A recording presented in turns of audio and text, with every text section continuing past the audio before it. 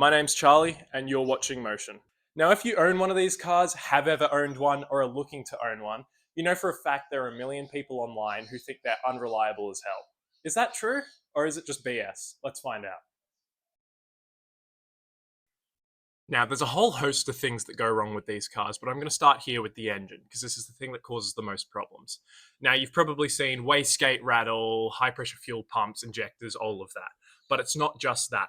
Now, in my experience, I've had to replace 18 coil packs, a high pressure fuel pump. I've repaired a radiator. I've replaced a radiator with a used one, and then I've replaced a radiator with a new one. I've also had coolant leaks throughout all parts of the system, but I haven't had nearly as many leaks as a typical owner would, and that's because I did my preventative maintenance. Let me show you a little bit of that. Now, as some of you guys might know, I had to replace the engine in this car. It's not common, it doesn't happen often, but I had to. The fabulous thing about that, though, is it gave me the opportunity to do every single piece of preventative maintenance I needed to do. Coming down here, this is the oil filter housing gasket. This is definitely a big one. These go all the time, and if they go and they start to leak oil, it gets on the serpentine belt and that gets chewed up by the engine, which is no good. Now, in here, there's a coolant hose that goes into the motor, and it has what's called a Mickey Mouse flange. That's just a little plastic ring with two spots for bolts that make it look like Mickey Mouse ears. They break constantly. I had the liberty of being able to swap mine to an aluminium one so they don't break, which is fabulous. When we did the swap, I also replaced the valve cover gasket. That's a big one. These leak like crazy. I also replaced the oil pan gasket. That's a big one, and it's not easy to do if the engine's not out of the car. So whenever the engine is out of the car, if you have one, do it. Please. If it needs it, do it. Unless you want to take it to a mechanic when it inevitably does start leaking and fork out the labor cost for that, which won't be pretty, but please. Just for your own sake, do it. But it's not just the motors that can go bad in these cars. I've had a few electrical problems in this car too. Namely, I had a weird electrical gremlin that was causing my passenger window to go up and down on its own, which caused the regulator to break. I also had an electrical issue due to an aftermarket sound system that I didn't install, but that's something I'm sorting out myself and you probably won't run into. The other thing you got to remember with the electrics on this car is the fact that it is a German luxury car and they have electrical everything. Everything on this car is electric. The way the seats move, the seat heating, the iDrive, everything about it. The mirrors, it has parking sensors all around, everything's electrical. Even the diff is electrical. BMW knew how potent this engine was, and they knew it was better than the S65 in the M3 of the same generation. But obviously, they couldn't show that to the public. They couldn't show that their flagship V8 M3 was slower than a done-up N54. But they did know this car deserved some goodies, so they put an E-diff in this car. Essentially, it's not an LSD, but it acts like a poor man's LSD. What it will do is when the computer detects that there's slippage in one wheel but not the other wheel, it will just break that wheel that's breaking traction, and that will encourage the other wheel to start slipping as well, or stop both of them from slipping. So that just proves BMW knew how good this platform was. See, there's one big reason why these cars are so unreliable that no one talks about. I've looked everywhere, and to my knowledge on YouTube, no one's discussed this. And it's the fact that when this car was brand new, adjusted for inflation at least, it would have been around 100,000 Australian dollars. Now, if you're an Australian, think about the cars you can buy today for 100,000 bucks, right? You got Mustangs, you got, F82 M4s, you got Audis, Mercedes, AMGs, RSs, a million different cars, secondhand, and then you can buy some new performance cars for that price range comfortably, Supras, you can buy M340s, different things like that. There are a million different cars that are good, quality, reliable cars that you can buy in that price range today for 100 grand. Now, when you think about this car and the other cars it would have been up against in the same price range back in the day, there are a few differences. This car isn't strictly a performance car. It's a luxury sports car. What I mean by that is, obviously, it's not an M3. It's a convertible. It's got a plush leather interior. It's still got reasonably soft suspension. It's made for the businessman who wants to get to work comfortably in a fun way. And that's the problem. This car was 100 grand when it was new. It was bought by a businessman. That businessman would have held onto it until the warranty was about to expire and sold it for something like 65 grand. So all of a sudden, in 3 or 4 years, this car's value has depreciated 35%. So this second owner comes along when it's still got 1 year left on the warranty, scoops it up, drives it a bit more than the first businessman because, he bought it for cheaper. He sees it more as a sports car than the first owner did, puts some more miles on it, gets everything changed under warranty. It's fine. Then all of a sudden, the warranty expires. He takes it on a nice drive, something breaks, he brings it into the dealership. They tell him, oh, your warranty's expired. You owe us $3,000 for some problem you had no clue about. Much to the second owner's dismay, he forks over the cash and says, all right, I guess it's a luxury car. I'm going to need to pay luxury prices. About a year later, it happens again. Something breaks on the car. He brings it into the dealer. It's $2,000. All of a sudden, the second owner's starting to get really sick of the fact that he's had to spend $5,000 on this car in the last year when it's only 4 or 5 years old. And that's just on general things that shouldn't go wrong, like fuel injectors or coil packs. So then what the second owner starts to do is he starts to neglect the maintenance just a little bit. You know, things that aren't really needed, he doesn't go for. Things that are definitely needed, but maybe a bit too pricey, he goes for an aftermarket equivalent or a non-OEM equivalent. But the servicing also starts to slow down a bit. Then eventually, after a few years, he sells the car for, let's say, $40,000. You now have a 6 or 7 year old car that's worth $40,000. It's depreciated 60% of its total value in 6 or 7 years. That's not good. But it is good for the person who buys it, the third owner, because somehow they've got this car that 7 years ago was worth $100,000 and now it's only worth 40. So they drive the piss out of it. And then after a few months, a problem springs up. And then another problem springs up. And then another one does. And they don't do anything about it because it's not really affecting their driving. And then a big problem happens. And now this is usually where the path of these cars diverge. There's two options. Either the third owner will fix that problem, hold on to it, maintain it half decently, and then sell it. Or the third owner will sell it with the problem for cheaper. That was the case with this car. Now, this car actually had 4 owners, and obviously it's a 15-year-old car, so the story didn't wrap up over 7 years. It wrapped up over 15. But you can imagine having 4 owners over 15 years, clearly this car's been through some hands. And by the time it got down to me, the 5th owner, I believe, I bought it for $10,700. Well, let's just get rid of that $7,000 part and just call it $10,000 flat. If this car wasn't broken in the way that it was, i.e. having a blown motor, and it just had the regular N54 issues, and I bought it for $10,000, I'm sitting here with a car that's depreciated 90% of its total value. It has depreciated $90,000 over 15 years. But the one thing that hasn't changed over all of that is the fact that this was still a $100,000 car when it was new. So that means this is a $100,000 car to maintain. So I paid $10,000 for something that I'm essentially having to pay 10 times the maintenance costs for, because that's how much the car was when it was new. BMW, when they made the car, they had a look at it, they had a look at the service costs and went, yeah, if the first owner's buying this for $100,000, we only really care about the first owner's business because they're the one buying it from us. So yeah, they can afford to fork out 4, 5, 6, 7, 8, 9, 10 grand for maintenance. Yeah, that's fine. It's only 10% of the car's overall value. If I did a 10% of the car's overall value repair on this, it'd only be $1,000, and I do that all the time. So you can see how it starts to make sense. When me spending $1,000 on this car to maintain it seems normal as a $10,000 car, you can see how to BMW back in 2008, they thought that spending $10,000 for maintenance on a $100,000 car made sense too. And in a way, it does kind of make sense. But that trickle-down effect from the first owner with all of that depreciation means that essentially you've had 4 or 5 owners that as they go on, they have less and less money to spend on the car because they bought the car for less and less money. So why would they spend more than the previous owner? Now, obviously, I'm an exception because I've spent more than $10,000 on this car, and I can tell you for a fact the previous owner definitely didn't spend that much. But there you have it. That's it in a nutshell. You have all of this trickle-down effect with the depreciation and the maintenance banking up and up and up and up.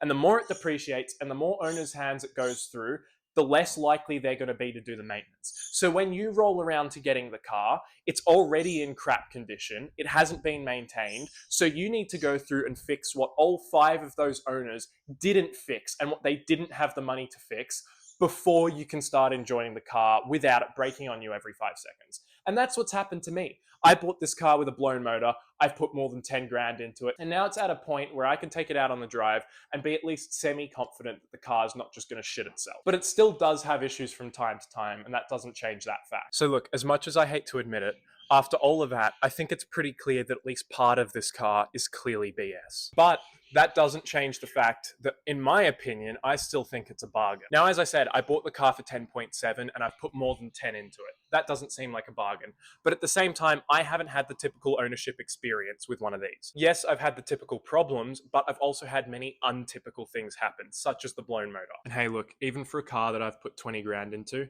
this thing rips. I'm sorry, it's so good. If you've never driven an N54 equipped car, please do. They are fabulous machines and they're fabulous to drive. I mean, this car is a fantastic example of that. This is the heaviest 3 Series that came with this motor. It's the E93. It weighs wet around 1800 kilos. And this thing handles like a dream, and it has all the power to push it out of the corners. It's brilliant. Not to mention the best part, which is that I haven't even modified this car yet, except for a cow. So imagine when I modify it, how good it's going to be. And that's good for you guys too, because you get to come along with me as I modify it. Now, I've been rambling on about the cons, and there are more, but they're the ones that you really need to look out for. And with the maintenance, you might be asking why I'm mentioning that, but this is stuff that, like I said before in my previous video, the average owner is going to have to go through and experience if they own one of these cars. So I want to show it to you guys, because it's part of the journey owning these cars. So now it's time to discuss the pros of this car. And I wouldn't be surprised if by now you're thinking, pros? What pros? You bought your car with a blown up engine. That's not a pro. These cars need so much preventative maintenance that costs thousands of dollars in labor and parts. That's not a pro. Parts are expensive for these things, even aftermarket ones. That's not a pro. Yeah, that's true. But just like my earlier point with the fact that this was a $100,000 car when it was new, you can expect some of that. And on top of that, the aftermarket support actually has got a hell of a lot more affordable over the years, and it's very accessible. Maybe not so much in Australia compared to America, but it's still very accessible. For reference, one of those great perks with this car having so much aftermarket support and being researched into for so many years is the fact that there is so much support.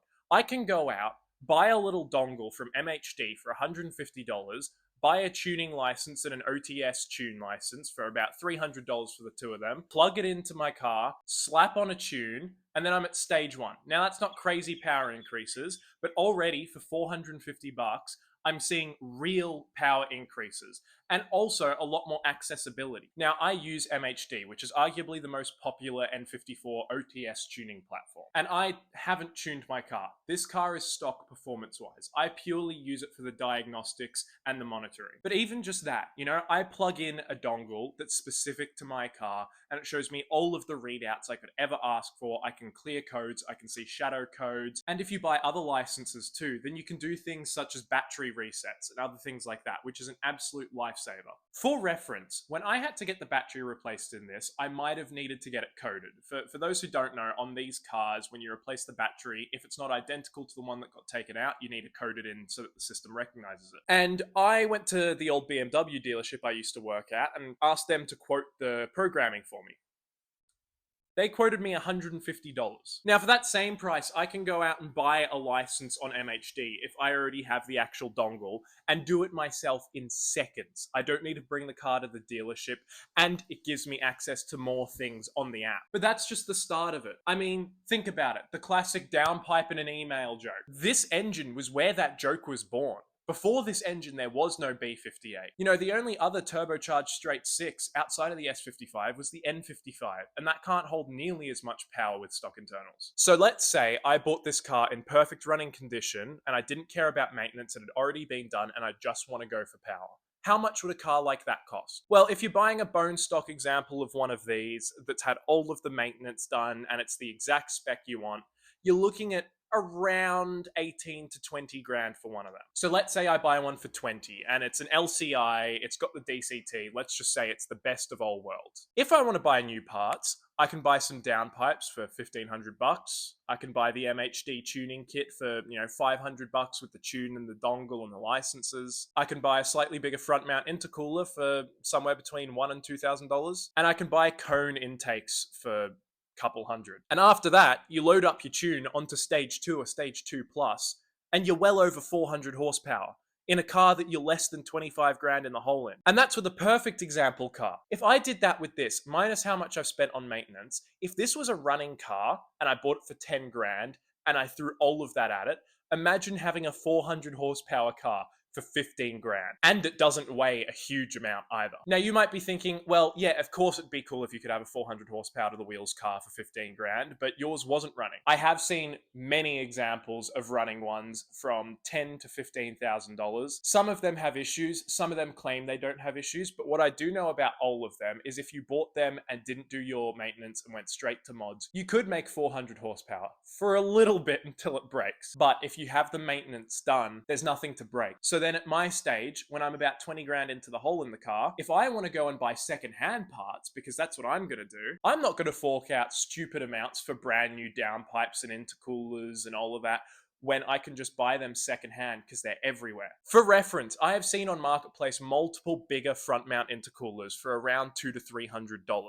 That's nuts. That's one of 3 pieces of the puzzle that you need to get 400 horsepower. I've seen downpipes for sale, secondhand ones for $500-600. Already you're only $900 in the hole if it's 600 and 300, and you've got 2 out of the 3 pieces. Then you're not going to buy cone intakes secondhand, but you can buy them for a couple $100, and next thing you know, once you've got the tune kit, you're 400 horsepower to the wheels for $1,500 of mods. Australian, which is nuts. And this is one of the only platforms in this price range where you can do that.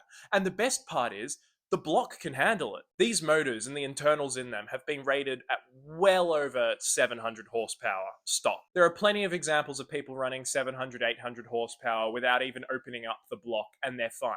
There are also examples of sometimes they run that much and they go kaput, but that's the same with any motor. But I wouldn't even want a 700 or 800 horsepower car anyway. I would want a comfortable, reliable 450, 500, maybe if I'm feeling cheeky, 550. So if I go and get the tune, maybe do a couple other things, maybe upgrade my turbos, I could be sitting at around 550 horsepower to the wheels on this car with about 12 grand of mods, roughly. By the way, I do just want to say, this is obvious, but all of this is a rough estimate. This is based off research that I've done on multiple parts, on multiple platforms. I'm just trying to give you guys a simple pros and cons list. But hybrid turbos, plus all of the stage 2 stuff, and a few extra things, and you can be sitting at 550 horsepower for about 12 grand. Now, if you do go with the twin option and keep the hybrids, then yes, you can break things quite easily because of the low down torque. Now, in Australia, big single turbos on N54s are a lot more uncommon than in places like America, but you still see a few. One of the people that I bought one of my radiators off of, it was off of a single turbo car, and I was lucky enough to be able to see that car and have a good walk around it, and that helped inspire me to work really hard on this one.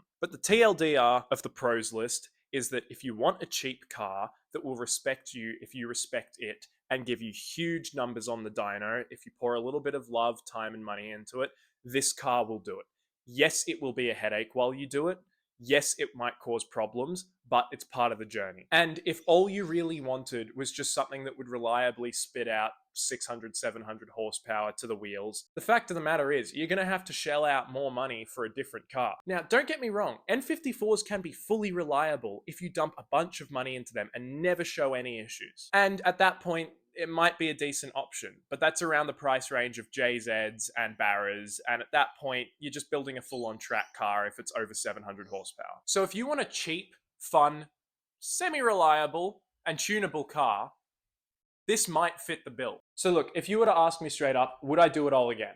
No, I wouldn't. I would not buy this car. I would not have jumped on it as quick as I did, all of that. I made so many mistakes. But if you were to ask me again, would I buy a 335i? Absolutely. I would have done more research, I would have spent more time looking into them, and I wouldn't have bought this one with the blown motor. So if I have any 4 bits of advice for anyone looking to get into this platform, it's do your research on the platform itself, especially the chassis that you're looking at getting, whether it's a 92, 91, 90, or 93. Do a lot of research on the specific car you're looking at. So if you're looking at this one and then an E92 335i that's a non-M Sport with half as many Ks, do research on the specific cars. Research what are typical problems at their mileage point. Research into any codes they have, if they do have codes, and bring a code reader with you when you go look at the cars. Third of all is please don't rush into it, because If you rush into it, it will cause nothing but problems. And fourth of all is make sure to have $5,000 spare after you've bought the car in case something goes wrong. I'm not saying something will go wrong, but if something does, it's much better to get the car running again and you enjoying it quickly than it just sitting in your driveway for months while you save up the money to fix it. And you start to grow resentment towards it, and then you start to hate it, and then you eventually sell it at a net loss. So yes, these cars are a great experience and I would recommend one, but please do your research. I've been Charlie, you've been watching Motion. Have a good day.